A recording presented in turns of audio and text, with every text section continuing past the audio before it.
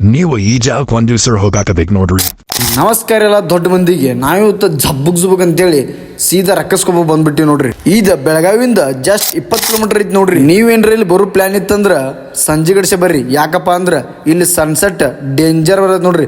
ಮತ್ತ photo video shoot danger ತಿಂಡಿಲೇ ಬರ್ತಾವ. Bike car lorry ಬೇಕಾ ತೊಂಬರ್ರಿ. ಅನಾಹುತ ಸ್ವಚ್ಛ ಜಳಕ ಮಾಡಿಸಿ ಕಳ್ಸಕ್ರಿ. ಯಾಕಪ್ಪ ಅಂದ್ರ ನೀರು ಅನಾಹುತ ಡೇಂಜರ್ ಅದಾವ್ರಿ. ಗಾಡಿ ಜಳಕ ಮಾಡಿಸೋದು ಅಟ್ಟ ಅಲ್ರಿ, ನೀವು ಕೂಡ ಜಳಕ ಮಾಡ್ಬೋದಿಲ್ಲ. ಯಾವ್ದಾರ ಪ್ಲೇಸ್ಗೆ ಹೋದ್ರ ಡೇಂಜರ್ ಫೋಟೋ ಶೂಟ್ ಬರ್ಬೇಕಲ್ರಿ. ಅದಕ್ಕಂತೇಳಿ ಫೋಟೋ ಶೂಟಿಗೆ ಸನ್ಸೆಟ್ ಪಾಯಿಂಟ್ ಡೇಂಜರ್ ಐತಿ. ಅನಾಹುತ ಫೋಟೋನ್ ಗಿಚ್ ಬರ್ತಾವ.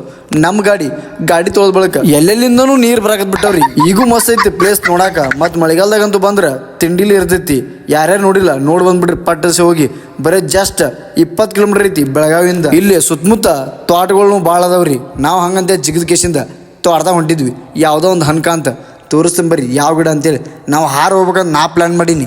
ಮಾಮ ಎಲ್ಲಾರು ನೋಡಿ ಕಟ್ಟದ್ ಗಿಡತಾನ ಅಂತೇಳಿ ಗಪ್ ಆ ದಾರಿ ಹಿಡ್ಕೊಂಡು ಹೊಂಟ್ ಬಿಟ್ಟಿ ನೋಡ್ರಿ. ಇಲ್ಲೊಂದು ಯಾವ್ದೋ ದೊಡ್ಡ ಗಿಡ ಕಾಣತೈತಿ. ಬರ್ರಿ ಯಾವ ಹಣ್ಣಾಗಿದಾವ್ ತೋರಿಸ್ತೀನಿ ಇಲ್ಲಿ. ಇದಕ್ಕೆ ನಾವು ಕಾಜು ಹಣ್ಣು ಅಂತೀವ್ರಿ. ನಿಮ್ಮ ಊರಾಗ ಏನೇನ್ ಅಂತಾರ ಅಂತೇಳಿ ಕಮೆಂಟ್ ಮಾಡಿಬಿಡ್ರಿ ಈ ಒಂದು ಹಣ್ಣಿಗೆ. ಮತ್ತೆ ಇಲ್ಲಿ ಹೋದ್ರೆ ಈ ತರ ಹಣ್ಣಿನ ಗಿಡಗಳು ಸಿಕ್ಕಾಪಟ್ಟೆ ಅದಾವ ನೋಡ್ರಿ.